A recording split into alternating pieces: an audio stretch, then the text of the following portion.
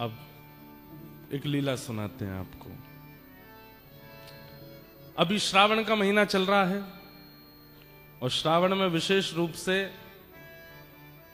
अब हमारे ब्रजमंडल में झूला पड़ गए हैं। श्रावण में झूला क्यों झूलते हैं ठाकुर जी? क्योंकि श्रावण में बादल इतने हो जाते हैं और चारों तरफ से इतना ज्यादा बादल, और उसको एक हमारे ब्रज भाषा में कहते हैं गुम्माटा सा हो जाता है। गुम्माटा मतलब हवा नहीं चलती, स्थिर हो जाता है, पर वायु में नमी होती है लेकिन हवा चलती नहीं है। इसके कारण बहुत ह्यूमिड जैसा फील होता है। अब आपके यहाँ तो उल्टा ही वेदर है, बताओ। श्रावण में तो सर्दी पड़ती है यहाँ पे। ऑस्ट्रेलिया उल्टा है। या तो हमारे ब्रजवारे उल्टे हैं या ऑस्ट्रेलिया वाले उल्टे हैं। खुश हो जाओ, चलो ब्रज से आपकी तुलना है गई है। अब हमारे लाल जी अभी विराजेंगे। इस काल में सेवा ऋतु में ठाकुर जी केवल नीचे एक बाघा पहनते हैं, ऊपर कुछ नहीं पहनते। लेकिन अब यहाँ सर्दी इतनी है कि ठाकुर जी को पूरी यहाँ तक, हाथ तक पूरी पजम्मी आदि सब पहना के, रात में तो गगदल पहना के कान वान ढक के सुलाने पड़ते हैं। भैया जाड़ो पड़ रहा है। हम अभी कहां तस्मानिया गए थे, वहां तो बर्फ पड़ी थी ऊपर पहाड़ पे। तो वहां ठाकुर जी को दो दो गगदल पहनाई, एक नीचे से पहनाई, एक ऊपर से धराई, पामन में नीचे। अच्छा, इनको जाड़ा भी बहुत लगता है और इनको गर्मी भी बहुत लगती है। जाड़ा तो इतना लगता है केवल इतने दिखेंगे सर्दियों में, बाकी दिखेंगे नहीं। और गर्मी इतनी लगती है सब लत्ता फेंक फांक के केवल कॉपीन में डोलते हैं, केवल एक पहन लेते हैं नीचे और कुछ नहीं पहनते। ऐसे हमारे लाल जी हैं।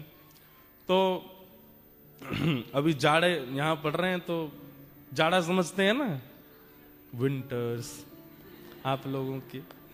एक मेरे को बोले महाराज जी कभी समर में आओ। मैंने कहा है, हमारे यहाँ तो समर ही चल रहा है अभी। हमारी समर में आओ, दिसंबर जनवरी। मैंने कहा यार बड़ा अटपटा लगता है सुनना, दिसंबर जनवरी में। बोले 40 डिग्री रहता है यहाँ पर टेम्परेचर। तो यहाँ तो मौसम उल्टा है, पर हमारे ब्रज में अभी श्रावण में झूला पड़ते हैं ठाकुर जी के। तो वायु नहीं चलती, हवा नहीं चलती, तो जिसके कारण क्या होता है, श्री जी को बड़े प्रश्वेत आ जाते हैं, पसीने आ जाते हैं।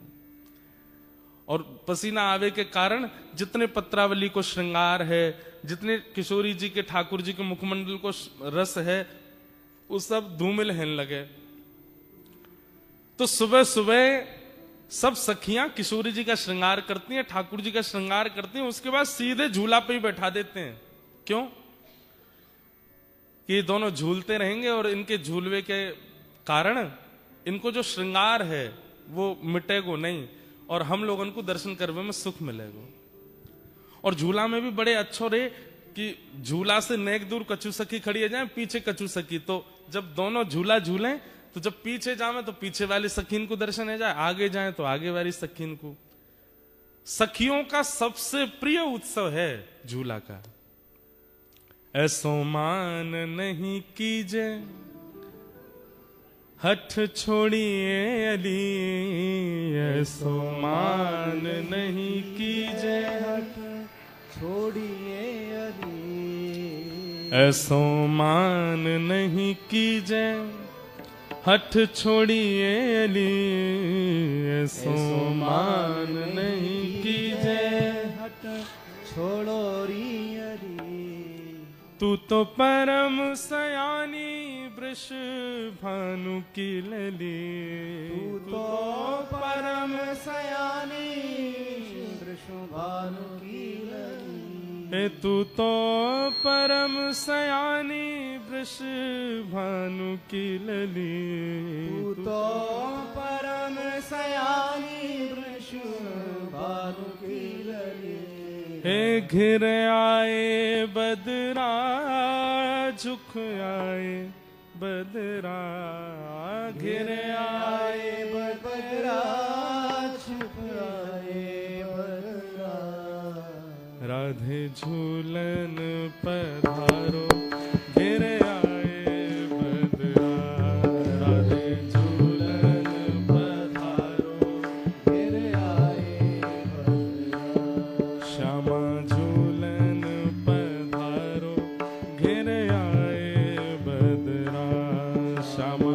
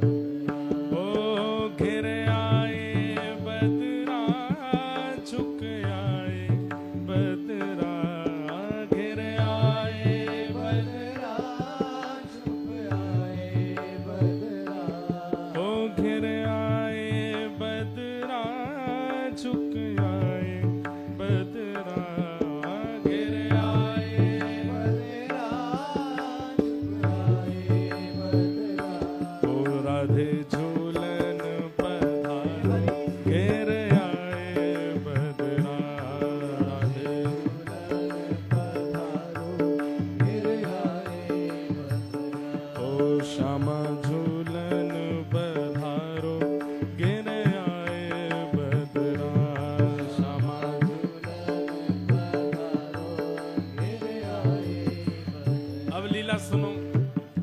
किशोरी जी मान क्यों कर रही, बैठ जाओ, हाँ सुन लो। ब्रज की लीला में एक नियम है कि जैसे प्रेम का एक स्वभाव होता है। अब देखो हम बहुत अंतरंग लीला सुना तो रहे किशोरी जी की, पर हमको बहुत भय लगता है सुनाने में कि पता नहीं कोई ऐसे ही मन चला तो नहीं सुन रहा कोई, नहीं तो फिर दोष लगेगा भाई हमको सुनाने का। किसी की निजी बातें सबके बीच सुनाना, उसमें जिसकी बात है उसको बुरा लगेगा कि नहीं, तुमने सबको सुना दी। लेकिन जब किसी योग्य को बताई जाती है, जैसे हमने किसी से कहा भाई हमने तुम्हारी पर्सनल बात उनको बता दी, अच्छा वो तो कोई नहीं मेरे फ्रेंड है उनको तो बता सकते हो। तो ऐसे ही श्री जी की, ठाकुर जी की निज बातें हम कह तो रहे हैं, पर हमको बहुत डर लगता है कि कहीं श्री जी हमसे यूं नहीं कहें, क्यों रे वह सभागृह में एक बैठो भोजन भट्ट, वो केवल भोजन करवे आयो भाई, लीला तो कोई मतलब नहीं। व्हाट्सएप इंस्टाग्राम चला तो सुन रहा मेरी लीला है, तू भाई वो सुनाया आयो। तो इसका हमको दंड तो मिलेगा। और पता दंड क्या मिलता है? अयोग्य के सामने लीला का प्रस्तुतिकरण करने से क्या होता है,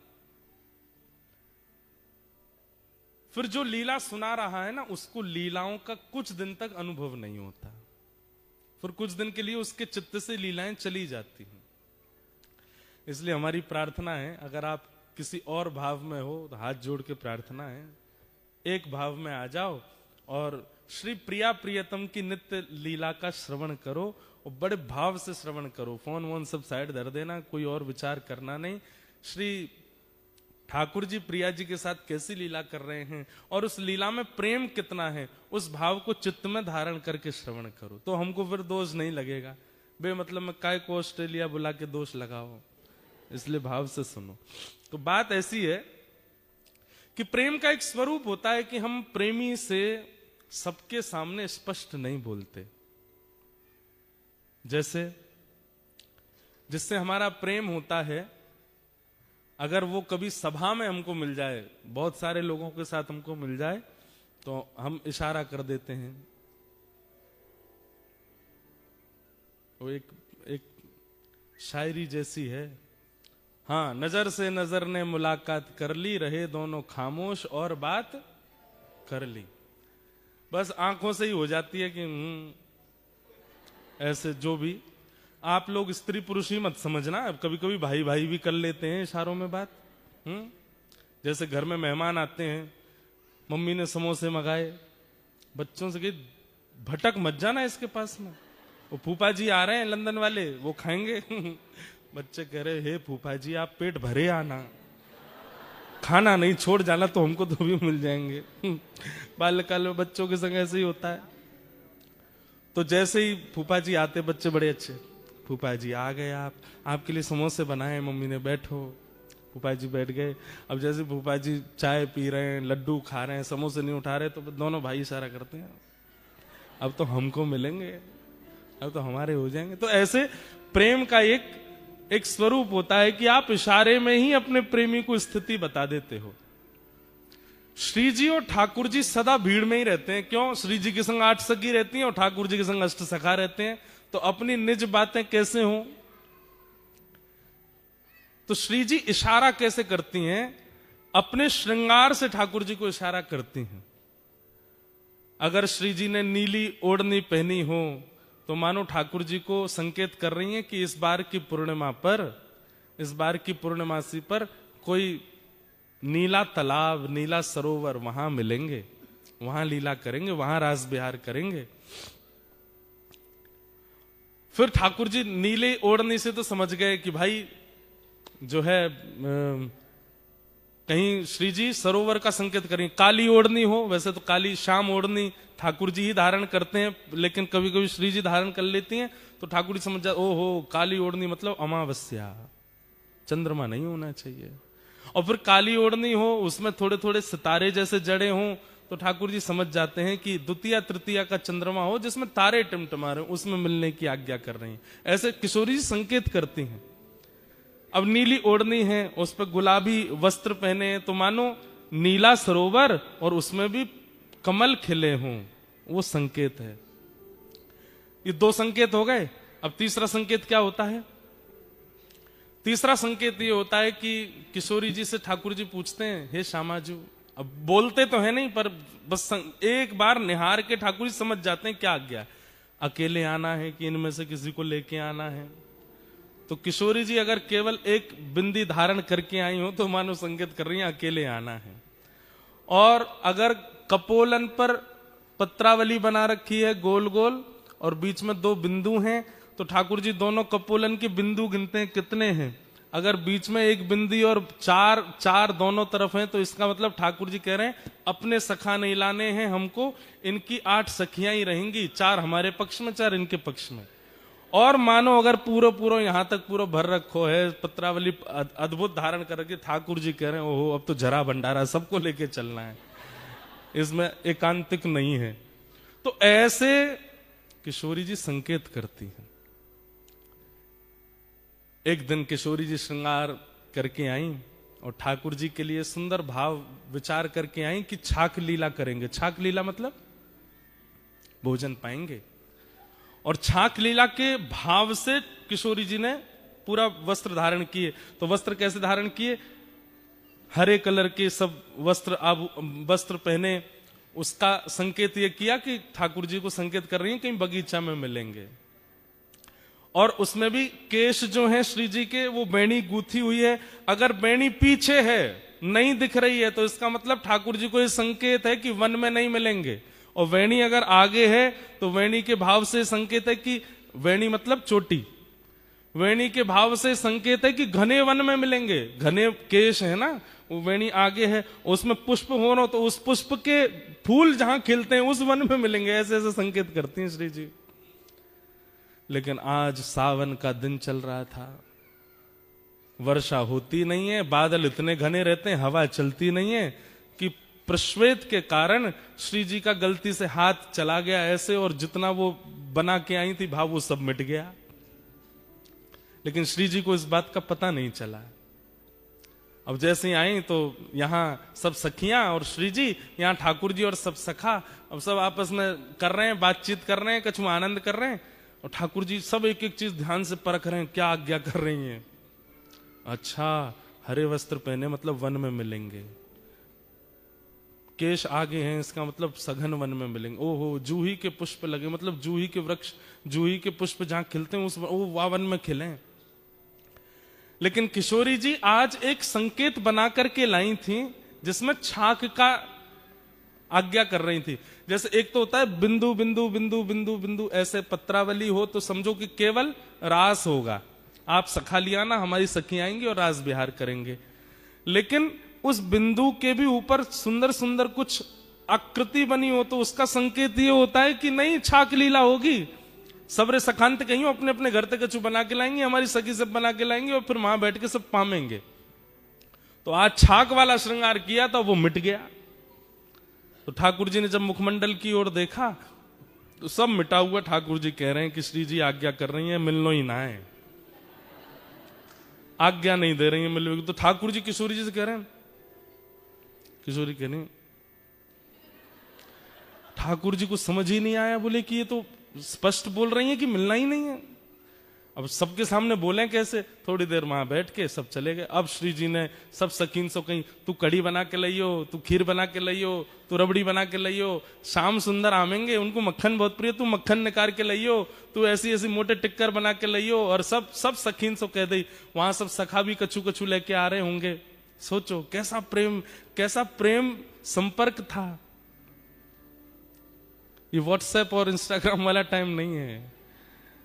और ये स्वच्छंद प्रेम है, इसमें काम दूर दूर तक नहीं है।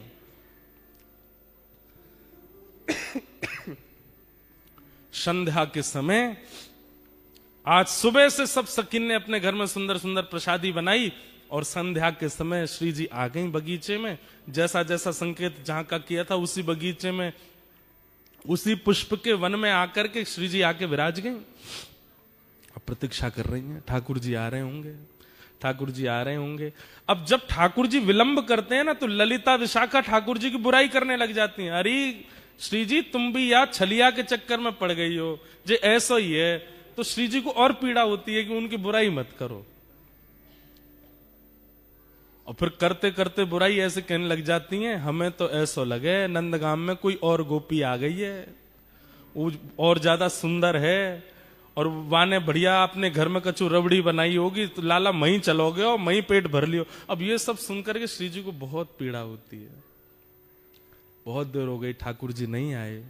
वहां श्री वृषभानु भवन से कीर्ति मैया आवाज दे रही हैं, अरे श्यामा, अरे लाली तू कहाँ है, जल्दी आ जा।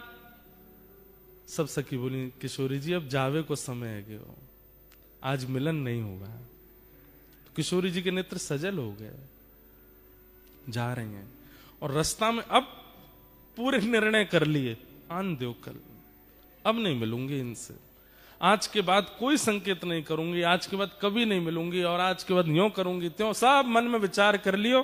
क्रोध में जाकर के जितनी सामग्री बनाई वो पाई भी नहीं। रात्रि में विशाखा ललिता दोनों सेज सजा रही हैं श्री जी का। तब श्री जी आज्ञा करें, ये जितनी सामग्री बना के लाए हो ना, कुछ पाया तो नहीं? बोले नहीं, कुछ भी नहीं पाया, सब धरो है श्री जी, आपने भी नहीं पाया, पालो। बोले नहीं, सब बंधवा के। और हमारे बरसाने में पूर्णमासी है, एक पूर्णमासी है, वो नंदगांव भी जाती है, बरसाने भी रहती है। बोले उसके हाथ सब भिजवा दो नंद भवन, वही वही वही के यहां भिजवा दो, लाला पाले को। क्रोध में जैसे किसी ने आपके लिए बढ़िया घर में व्यवस्था करके रखी, आप नहीं गए तो वो फोटो खींच के भेजता है, ले ये सब करके रखा था मैंने तुम्हारे लिए, फूल मंगा के रखे थे, ये करके रखा था, तुम आए नहीं। तो वो कितना भारी लगता है। हमारे साथ तो बहुत होता है ना, क्योंकि हम जहां भी कथा करने जाते हैं 10 लोग बुलाते हैं, वो हमारे घर आओ, 2 मिनट के लिए आओ, तो हम कहते आएंगे, बनाएंगे। अब कोई बेचारा पूरी व्यवस्था करके रख लेता है, जब नहीं जाते तो फिर कभी मिलता है, महाराज जी देखो मेरी बेटी सुबह से बैठी थी, हाथ जोड़ के बाहर खड़ी थी, आप आएंगे, दिया बुझ गए, तेल सारा खत्म हो गया घर का, लेकिन आप आए नहीं, हमने ये बना के रखा, वो अरे मैंने कि मैया क्षमा करो, फिर कभी आ जाऊंगा। तो ऐसा होता है। तो उसी भाव से श्री जी ने 56 भोग भिजवाए ठाकुर जी के पास। पूर्णमासी आई ठाकुर जी के पास आके बोली, लाला इतकुआ, अरे पूर्णमासी कहा भर के लाई आज झोला में? बोले 56 भोग है। काय बात को? बोले श्री जी ने भिजवाया तेरे काजी। अच्छा, आज कोई उत्सव हो बरसाने में, कोई मनोरथ हो? वो ना कछु ना। तो कहा कह के भेजो, काय मारे भिजवाए हुए सब? बोले कछु ना, क्रोध में भेजो है। ठाकुर जी की तो सांस रुक गई। मैंने कहा कर दियो, मुझसे कहा गलती है गई। अब ठाकुर जी विचार कर रहे, अपराध कहां बना, क्या हुआ, कैसे हुआ। तब अगले दिन फिर ऐसा नहीं है कि मिलते हैं एक ही जगह, यहां ठाकुर जी गैया चराने जाते हैं, श्री जी और सब सखियां जो हैं वो दही बेकन के लिए सब सखियां जाती हैं, श्री जी उनके संग जाती हैं, बीच में कहीं भी मिल लेते हैं और थोड़ी वार्ता हो जाती है। तो आज श्री जी रुकी ही नहीं, ठाकुर जी सामने से आ रहे हैं और श्री जी चलती चली गई। अब लाल जी पीछे चरणन में प्रणाम करें, हे श्यामाजू कहा है गो। किशोरी जी तो सुने नहीं, तो फिर ठाकुर जी ललिता जी के पास गए, हे ललिता जी आप बता दो कहा भयो, काई को नाराज बैठी हैं, ऐसो मैंने कहा कर दियो। बंधुओं एक बात मैं बीच में बोल दूं, इन लीलाओं को सुनकर के आप कहीं ये विचार मत कर देना कि भाई ये वही कृष्ण है जो सुदर्शन चक्र धारण करते हैं। हाँ ये वही कृष्ण है, ये वही कृष्ण है जो महाभारत युद्ध में द्रुत गति से रथ को हाँकते हैं, ये वही श्री कृष्ण है जो विराट रूप धारण करके सहस्त्र शीर्षा पुरुषः सहस्त्राक्षः सहस्त्रपात, 1000 मुख 1000 हाथ 1000 चरण जिनके प्रकट हो जाते हैं, ये वही श्री कृष्ण है। लेकिन व्रज वृंदावन में अपने प्रभाव को छुपा देते हैं, स्वभाव में रहते हैं। वृंदावन के श्री कृष्ण अलग ही हैं। ऐसे डर रहे हैं जैसे मानो श्री जी अगर नहीं रीझी तो मेरा तीनों लोक लुट जाएगा। आज घबरा रहे हैं। ललिता जी कह रही हैं हम तो तभी बताएंगे। बोले कब? बोले पहले विशाखा की चरण दबा के आओ, जाओ। ठाकुर जा रहे, अरे विशाखा तू तो बड़ी अच्छी है। नहीं नहीं तुम गोबर चोट्टी बोल रहे थे मुझे उस दिन। नहीं ना आज के बाद लाए बोलूंगा। बोल कहा बोलोगे? अरे तू तो रानी है, तू तो महारानी है। अरे विशाखा तू तो ऐसी है, तेरी भलैया ले लूं। नहीं आरती करो। बोले आरती करता हूं, तू जो कहेगी सो करूं। यूं बता दे श्री जी नाराज काहे क्यों है? सबरी गोपी अपने अपने काम करवा ले ठाकुर जी थे। अच्छा लाला तो एक काम कर, वो ऊपर गोबर उपला थापिया जा। ठाकुर जी गोबर थाप रहे, अरे तू बता दे बस काय बात ते नाराज है। जब खूब थक जाते हैं ठाकुर जी भी, तब बोले वादना श्री जी ने संकेत कियो, छाक लीला को संकेत कियो। रात में सब सामग्री बना के हम वन में प्रतीक्षा करती रही, ना आयो सखान को लेके। ठाकुर जी बोले कब? बोले परसों। बोले कैसे कियो संकेत? बोले पत्रावली बनी, पत्रावली में ऊपर ऊपर सुंदर सुंदर आकृति बनी, छाक लीला को संकेत कियो और नहीं आए तुम। अरे मैं तेरी सौगंध खा के कह रहा हूं, अब मेरी सौगंध मत खावे, मोह अभी जीनो है। ठाकुर जी बोले अरे तू जाकी के बाकी सौगंध खा के कह रहा हूं, मोह ना दिखे। ललिता विशाखा, विशाखा जी बोली नहीं नहीं हमें सब पता है, नंदगाम में कोई गोपी आई है, वाने रबड़ी बनाई, वाके घर। अरे तू जो कहेगी सो करूंगा, सौगंध खा के करूं, ऐसा कोई बात ना है, मुझे संकेत पता नहीं चलो। तब ललिता विशाखा बोली अब तो श्री जी को मनावे के काजे कोई योजना करनी पड़ेगी। ठाकुर जी बोले कहां करूं? तभी वन में देखी कि दो वृक्ष और दोनों वृक्षन से एक बेल निकल करके, एक वृक्ष की बेल निकल के दूसरे वृक्ष पे जा रही है। ऐसी एक डाल है, हमारे ब्रज में आज भी ऐसी डाल हैं, और केवल ब्रज में ऐसी डाल हैं जहां वास्तविक स्वाभाविक झूला बने ही हुए हैं। ठाकुर जी ने वो जैसे ही देखो, ठाकुर जी बोले अब एक तरीका है। बोले कहा? बोले या कुछ झूला बनाऊंगा। ठाकुर जी ने सुंदर झूला सजायो, वहां पे पाटो लगायो, सुंदर वहां पे एक गद्दा बिछा दियो, वहां पे सुंदर पोशाक धर दी, इत्र आदि लगा दिए, सुंदर तैयारी करके बिल्कुल झूला झूलावे की। श्री जी झूला का एक स्वरूप है, जिनके घर पे है वो जानते होंगे। कितनी भी टेंशन में आप बैठे हो, कितनी भी दिमाग में कुछ भी चले, झूला पे जाके बैठ जाओ, आप बिल्कुल शांत हो जाओगे। जैसे झूला आगे पीछे झोटा लेगा ना, आपका मन अपने आप प्रसन्न हो जाएगा। और या फिर ऐसा कहो, प्रसन्न व्यक्ति ही झूला पे बैठता है। अब प्रसन्न व्यक्ति झूला, उसको कहो झूला, अरे मुझे नहीं बैठना, बैठो ना झूले पे। झूले पे वही बैठता है जो प्रसन्न हो। या फिर अप्रसन्न को बैठा दोगे तो उसका जितनी भी अप्रसन्नता है वो चली जाएगी। ये झूले का स्वरूप है। तब झूला तैयार करके तब श्याम सुंदर गए। ऐसो मान नहीं कीजे हठ छोड़िए अली, ऐसो मान नहीं कीजे हट छोड़िए अली। सब लोग गाओ। ऐसो मान नहीं कीजे हठ छोड़िए अली, ऐसो मान नहीं कीजे हट छोड़िए अली। तू तो परम सयानी वृष भानु की नली, तू तो परम सयानी वृष भानु की नली। तू तो परम सयानी वृष भानु की नली। तू तो परम सयानी वृष भानु की नली। हे झुक आए बदरा, गिर आए बदरा, झुक आए बदरा गिर आए बदरा। झुक आए बदरा, गिर आए बदरा, झुक आए बदरा गिर आए बदरा। ओ राधे झूलन पधारो, घेर आए बदरा, राधे झूलन पधारो। गिर आए बदरा। ओ श्यामा झूलन पधारो, गिर आए बदरा। ओ श्यामा झूलन पधारो गिर आए बदरा। बोलो झूला बिहारी बिहारणी सरकार की।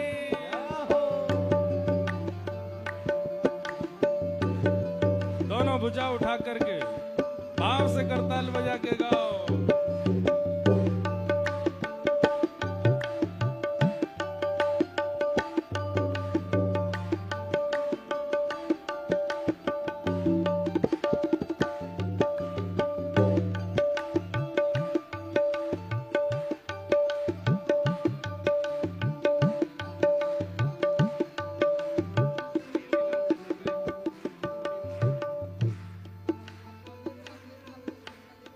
अरे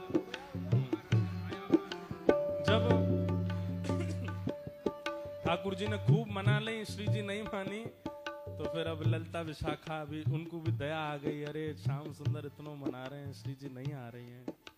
तब ललिता जी जाती हैं और किशोरी जी से कहती हैं, हो तेरो रसिक प्रीतम मग जोवत खड़ो, तेरो रसिक प्रीतम मग जोवत खड़ो।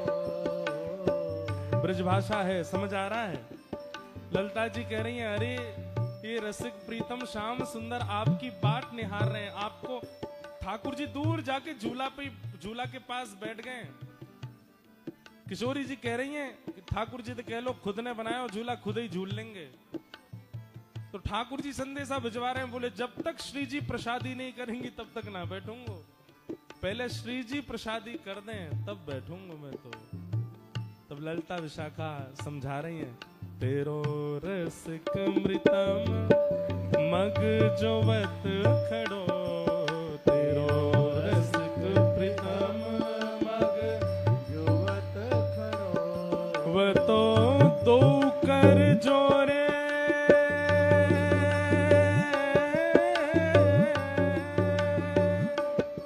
वो तो दो कर जोड़े तेरे चरण पड़ो, वो तो दो कर जोड़े तेरे चरण पड़ो। वो तो दो कर जोड़े तेरे चरण पड़ो, वो तो दो कर जोड़े तेरे चरण पड़े। झुक आए बदरा घिर आए बदरा, झुक आए बदरा गिर आए बदरा। झुक आए बदरा घिर आए बदरा, झुक आए बदरा गिर आए बदरा। हे श्यामा झूलन पधारो, घिर आए बदरा। श्यामा झूलन पधारो गिर आए बदरा। राधे झूलन पधारो घिर आए बदरा।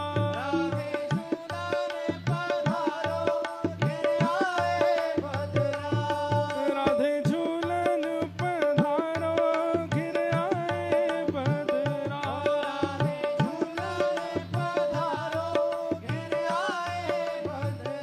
ओ घिर आए बदरा, झुक आए बदरा, घिर आए बदरा गिर आए बदरा।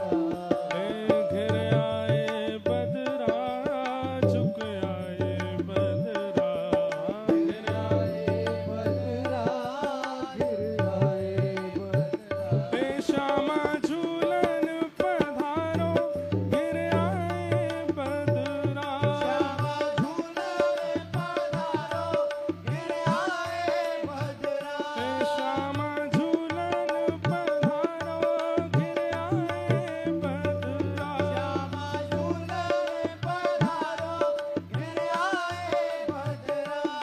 राधे झूलन पधारो घिर आए बदरा। राधे झूलन पधारो गिर आए बदरा। सब सखीन ने जाकर के श्री जी को मनायो, हे श्यामाजू ऐसी मेहनत ते छोटे छोटे हाथन से झूला बनायो है, पाटो बिछायो है, वापे रेशमी वस्त्र डारो है।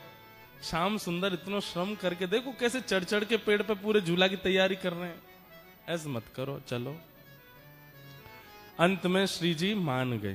अब श्री जी तो बेचारी हमारी सहज है, नेक में ही मान जाए, मान करें जरूर है लेकिन मान बहुत जल्दी जाए। इतने में किशोरी जी आ गई। अब जैसे ही किशोरी जी आई तब तक ठाकुर जी ऋषिया गए। ऋषियानो समझे? ऋषियानो कहते के ऋषियाना एक अलग भाव है। ऋषियाना का मतलब ये होता है कि जैसे पहले तो देख लो, हमारी बात मान लो, देख लो, खा लो, देख लो हमने बनाया आपके लिए, प्लीज पालो, देखो हम तुम्हारे लिए ये किया, ये देख लो, ऐसे मत करो। जब फिर भी नहीं मानता सामने वाला तो फिर ऋषियाए वाला व्यक्ति, जब आप फिर जाओगे तो अब मैं दूंगा नहीं, ये होता है ऋषियाना। ये गुस्सा नहीं है, अब नहीं दूंगा। अरे अब हम मान गए, अब तुम चाहे जितने माने हो अब नहीं मिलेगा, पहले देना था। तो ठाकुर जी अब ऋषिया गए, और जैसे ही ठाकुर जी ऋषियाए, श्री जी आ गए। अरे कहाँ है श्याम सुंदर? बोला हाँ यहीं थाड़ो। कहाँ? पाटो काई को उठा लियो, या मैं तो झूला में तो पट्टा उठा लियो ठाकुर जी ने। वो धर दो ना ना, हमारो झूला, हमारो पाटो, हमारी सजावट, हमारे हाथ से भाई हम ही झूल लेंगे, ले जाओ अपनी श्री जी को। अरे बड़े घर की है, इनको बड़े घर की चाहिए, ले जाओ। हमने अरे देखो ऐसे मत करो, बड़ी मुश्किल से तो मना के। बोले मोए ना मनानो, ले जाओ, वापस ले जाओ इनको, मैं अकेला ही झूल लूंगा यहाँ पे। तो अब यहाँ पे दूसरा विवाद हो गया। श्री जी और ठाकुर जी दोनों में थोड़ी सी होड़ है गई। तो श्री जी बोली, अब तक तो बोली नहीं, श्री जी बोली मैं तो यहीं पे बैठूंगी और यही पाटे पे बैठूंगी। ठाकुर जी बोले कोई जिद है? मैंने बनायो, मेरो पाटो, आप कहीं को बैठोगे? बोले मैं तो बैठूंगी, तुम जाके दिखाओ यहाँ पे। ठाकुर जी जान लगे तो सखीन ने घेर लिए, बोले जान नहीं देंगे, हाथ पांव बांध के पकड़ के बंसी वंसी तोड़ ताड़ के धर देंगी तुम्हारी। हमारी श्री जी बैठेंगी अब तो। बड़ी मधुर लीला। तो फिर ठाकुर जी बोले अब ठीक है बैठेंगी, लेकिन वो बात होती है ना जैसे छोटे बच्चों में होड़ होती है, नई कुर्सी लाए पिताजी। तो कई बच्चे ऐसे होते हैं कि कुर्सी खुलेगी तो पहले मैं बैठूं, जो कोई और बैठ जा तो वो इसी बात पे ही रोने लगते हैं कि ये क्यों बैठे, अरे तू अब बैठ जा। अब नहीं, मुझे पहले बैठना था। अब ठाकुर जी बोले मैं पाटो तो लगाए दूंगा, पर पहले मैं बैठूंगा। श्री जी बोली ललिता जी कह दो इनते। बोले बैठूंगी तो मैं ही पहले। ठाकुर जी बोले मैं पाटो लगा दूंगा, इन्हें झूल लो, ये झूल लें, पहले मैं झूल के चलो जाऊंगा तब ये झूलेंगी। अब तो ऐसी स्थिति बन गई, सब सखी सब तो ललिता जी बोली एक काम करेंगे। बोले क्या? एक प्रतियोगिता रखते हैं, उस प्रतियोगिता में जो पार हो जाएगा वो पहले बैठेगा। ठीक है, हाँ हाँ। कौन चढ़े पहले सुरंग हिंडोला, कौन चढ़े पहले सुरंग, कौन चढ़े पहले सुरंग हिंडोला, कौन चढ़े पहले सुरंग हिंडोला। सोई करत मनुहार हिये हित, सोई करे मनुहार हिये,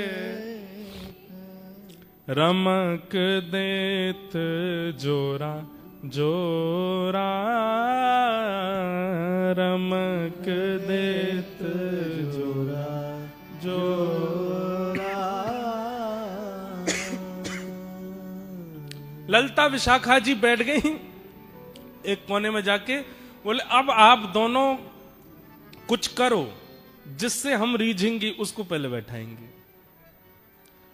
तो किशोरी जी बोली मैं बाद में करूंगी, पहले इनते करवाओ, ये जो करेंगे उसका काट मैं करूंगी।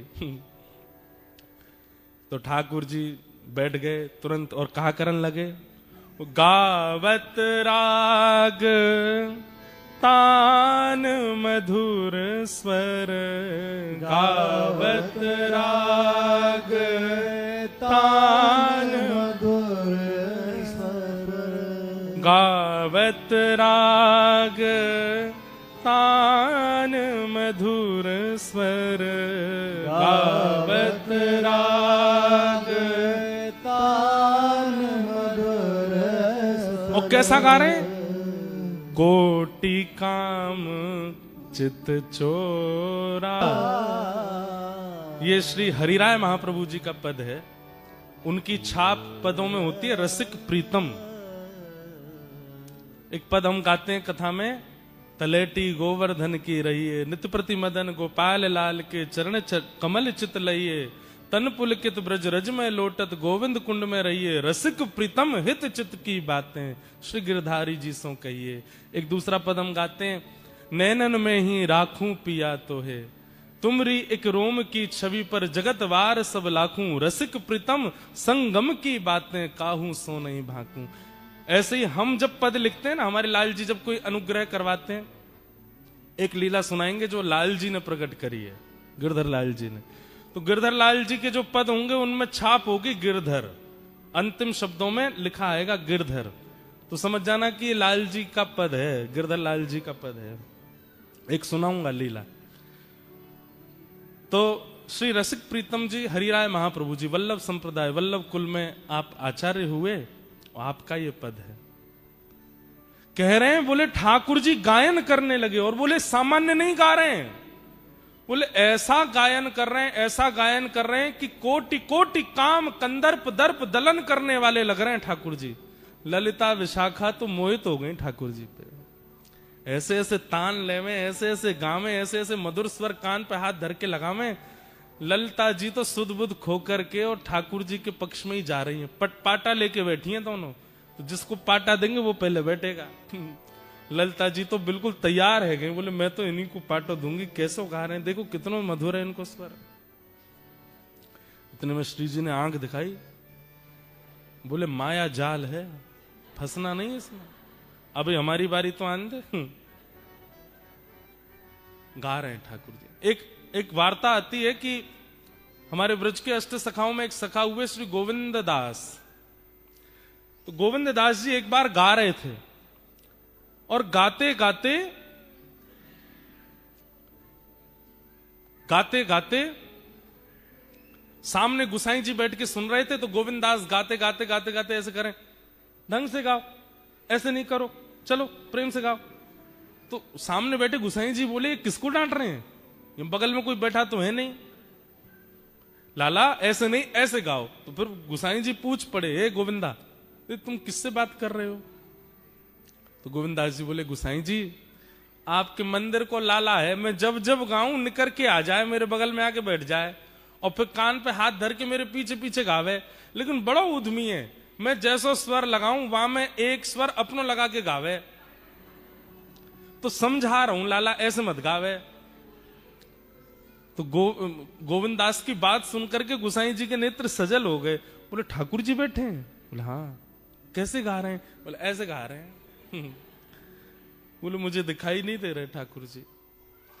अरे रुको मैं कहूं इनते अभी नहीं नहीं नहीं, उनको संकोच मत कराओ, वो सहज हैं, उनको जैसे सहज है बैठने दो, मेरी वजह से उनको संकुचित मत करो। पर मुझे बस इतना बताओ, ठाकुर जी गाते हैं तो उनका स्वर कानों को कैसा लगता है? गोविंद दास वर्णन कर रहे हैं, बोले आहा, जब श्याम सुंदर गाते हैं ना, बोले जैसे कभी नदी के किनारे खड़े हों और बिल्कुल शांत वातावरण में नदी की धीमी धीमी स्वर लहरी कानों को सुख देती है।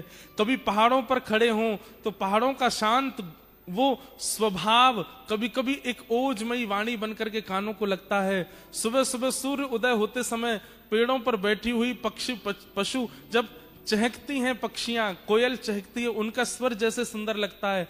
घने बादल हो रहे हो और उस समय वन में मोर कुहुक रहा हो और उसकी वाणी सुंदर हृदय को आनंदित कर देती है।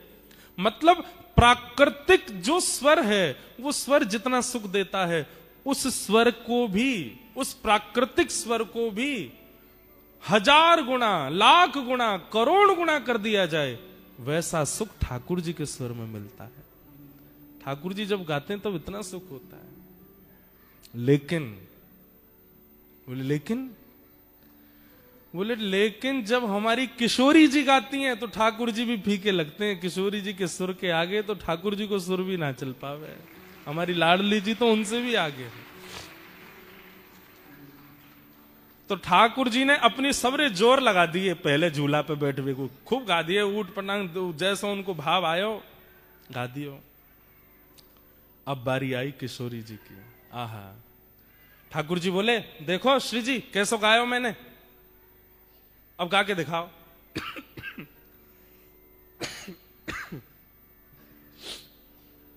अब ठाकुर जी तो गा रहे थे ललिता विशाखा की ओर मुख करके, किशोरी जी बोली अब मैं गाऊं। किशोरी जी बैठी ठाकुर जी की तरफ मुख करके, सामने ठाकुर जी बैठे हैं और किशोरी जी उनकी आंखन में आग डाल करके, और जैसे ही गानो प्रारंभ कियो, श्री जी को पहलो स्वर लगते ही ठाकुर जी तो मंत्रमुग्ध है गए और ललिता जी के पास जाके बोले पाटो दियो, और पाटो ले जाकर के लगायो। श्री जी गा रही हैं, अपने अंक में श्री जी भर के उठाए ली और ले जाकर के पाटे पे विराजमान कर दी है। की जय। रसिक प्रीतम यह होड़ पिया परी, रसिक प्रीतम यह होड़ प्रिया। और फिर क्या कर रहे हैं ठाकुर जी?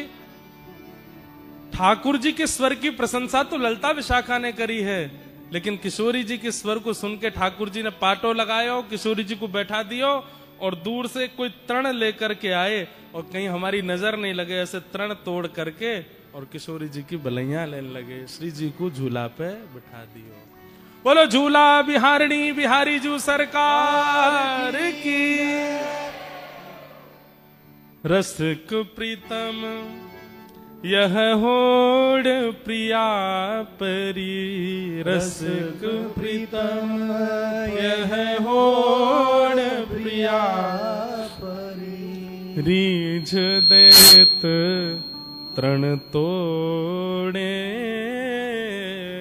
रीझ देत तृण तोड़े। ऐसी हमारी किशोरी जी और ठाकुर जी की ये। और फिर ठाकुर जी झुला रहे हैं श्री जी को, इतने में ललिता विशाखा सब सखियां आ गईं और फिर ठाकुर जी को भी पकड़ करके इन्होंने बैठाए दी और दोनों युगल बिहारी बैठ गए। और जैसे ही दोनों बैठे अब सब सखियां ठाकुर जी को झूला झुला रहे हैं। ये है झूला उत्सव की लीला। पहली बार आज तक के हमने अपने जीवन में यहां सुनाई है, ऑस्ट्रेलिया में। वाह। हो ब्रज में रतन राधिका गोरी, ओ ब्रज में राधिका गोरी, ब्रज में रतन राधिका गोरी,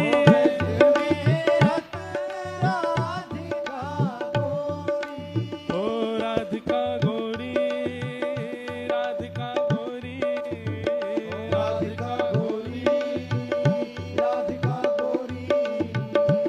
राधिका गोरी, राधिका गोरी, राधिका गोरी, राधिका गोरी। ओ ब्रज में रतन राधिका गोरी, ब्रज में राधिका गोरी, ओ ब्रज में रतन राधिका गोरी। बोलो वृंदावन बिहारी लाल की।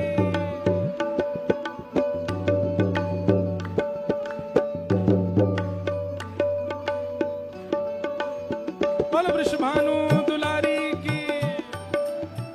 अरे जय हो ने जोर तो बोलो, बोलो वृषभानु के जमाई की।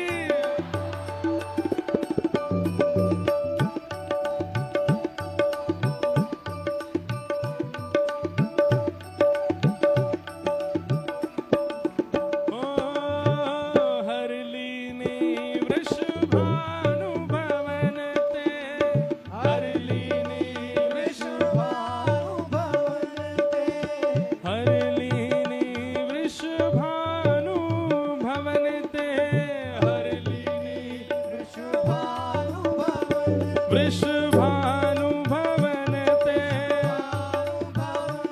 वृषभानु भवन ते, हरलीनी वृषभानु भवन ते, हरलीनी भानु भवन ते। नंद सुवन की जोड़े, नंद सुवन की जोड़ी, ओ नंद सुवन की जोड़ी, नंद सुवन की जोड़ी। हो ब्रज में नग जय हो जोर की हो ब्रज में, हो ब्रज में, हो ब्रज में रतन राधिका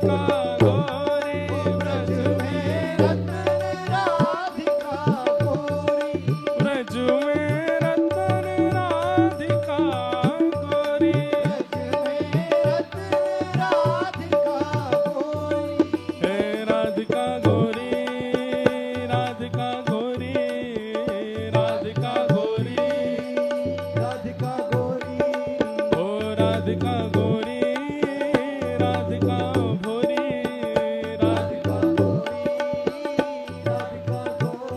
ओ ब्रज में ओ ब्रज में रतन राधिका गोरी ओ ब्रज में रतन राधिका गोरी बोलो वृषभानु दुलारी की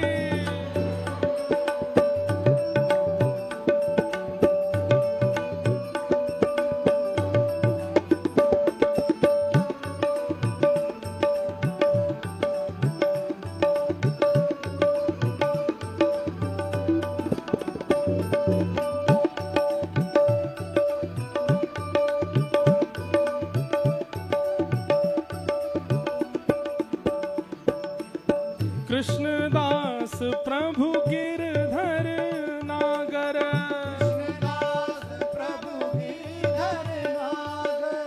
कृष्णदास प्रभु गिरधर नागर हे प्रभु गिरधर नागर प्रभु गिरधर नागर प्रभु गिरधर नागर प्रभु गिरधर नागर हे प्रभु गिरधर नागर प्रभु गिरधर नागर कृष्णदास प्रभु गिरधर नागर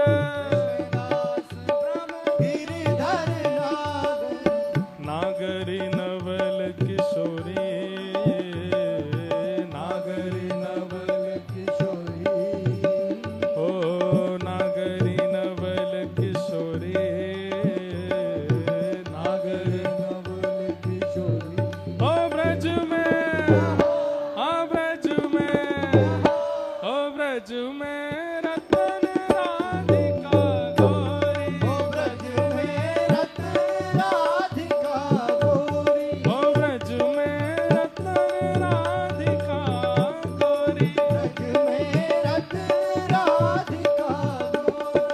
ओ राधिका गोरी राधिका घोरी राधिका घोरी ओ राधिका गोरी राधिका भोरी राधिका राधिका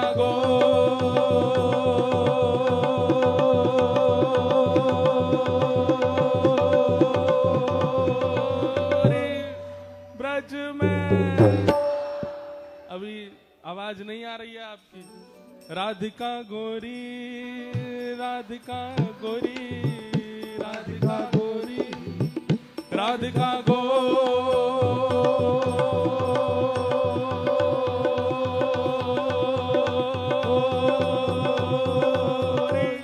ओ ब्रज में ओ ब्रज में ओ ब्रज में रतन राधिका गोरी ब्रज में रतन राधिका गोरी ब्रज में रतन राधिका गोरी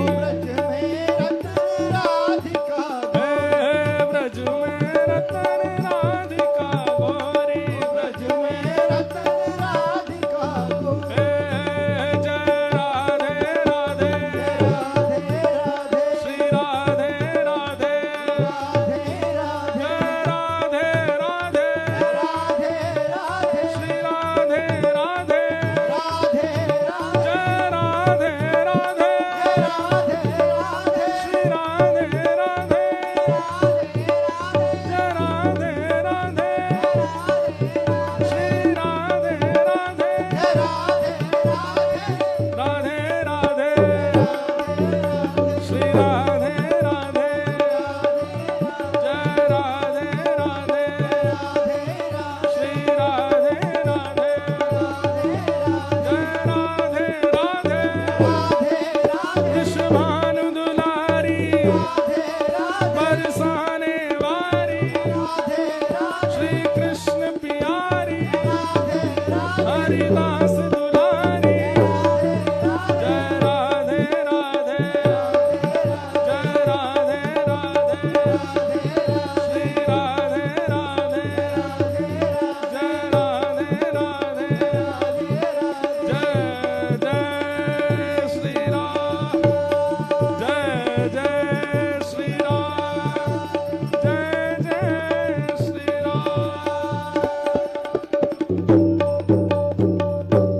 वृषभानु दुलारी की, पूछ री के लौटा की, उप उप प्यारे, क्या बात है वंशी वारे, शाबाश, बैठ जाओ।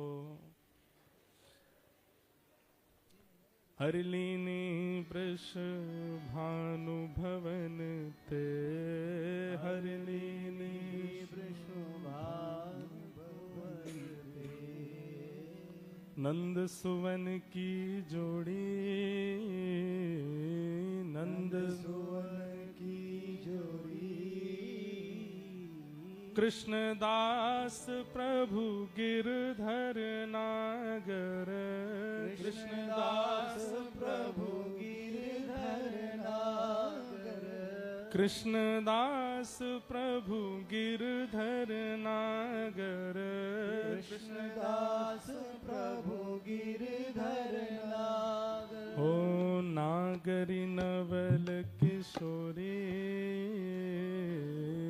नागरी नवल किशोरी, ओ ब्रज में रतन राधिका गोरी, ब्रज में रतन राधिका गोरी। ऐसे हमारी किशोरी जी और ठाकुर जी। ये अब हमारी बात ध्यान से सुनो, ये जो लीला सुनी है, इस लीला का चिंतन कीजिए और चिंतन करने के बाद आप नाम जप में बैठिए। अब इसी लीला का और विस्तार सोचिए।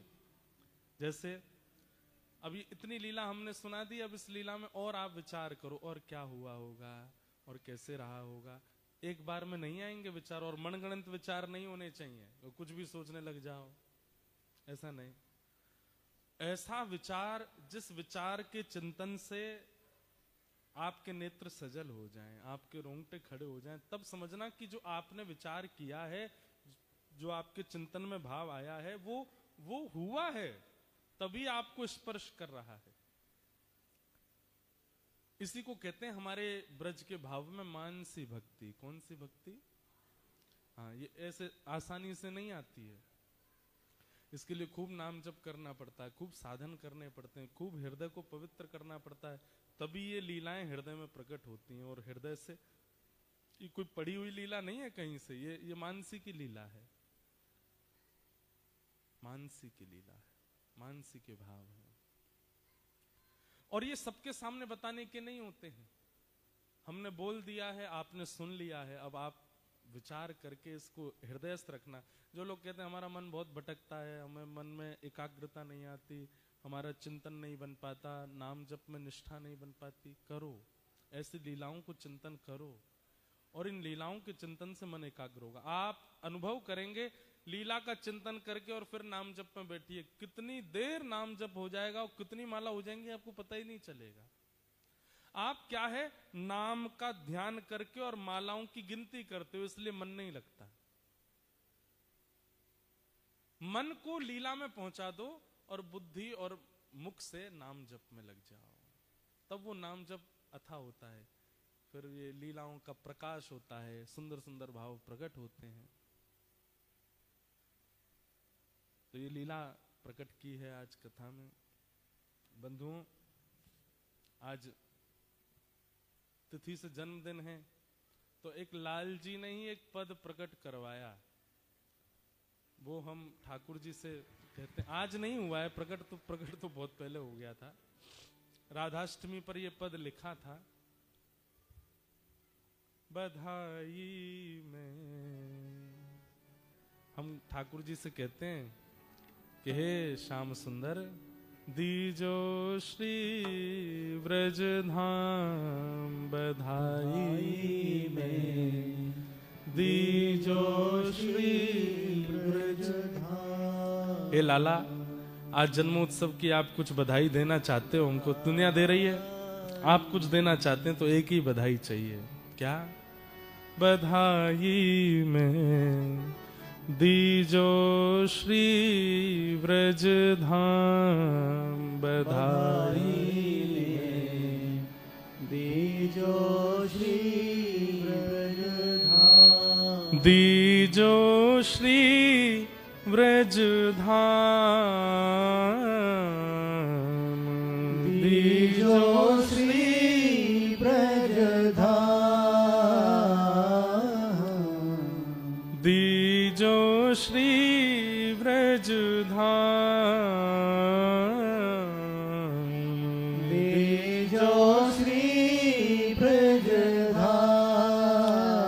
बधाई में दीजो श्री ब्रज धाम, बधाई दीजो श्री ब्रज धाम। या जन्म में तो कृपा है गई कि हमारो जन्म ब्रज में ही भयो, और ऐसे पिता माता के यहाँ भयो। वैसे तो डे से हमारा जन्मदिन 7 अगस्त को आएगा, वो हम भारत में मनाएंगे, पर तिथि वाला आप लोगों के संग मना रहे हैं आज। ठाकुर जी ने कृपा की कि इस देह को ब्रजवास दिया, ब्रज में ही जन्म हुआ, और इतनी कृपा करी ऐसे कुल में परिवार में हमारे पूज्य पिताजी महाराज, जिनकी कथा पूरा विश्व सुनता है, ऐसी माता जी प्रदान करी। फिर इतने में भी ठाकुर जी ने कथा कहने का गुण दे दिया।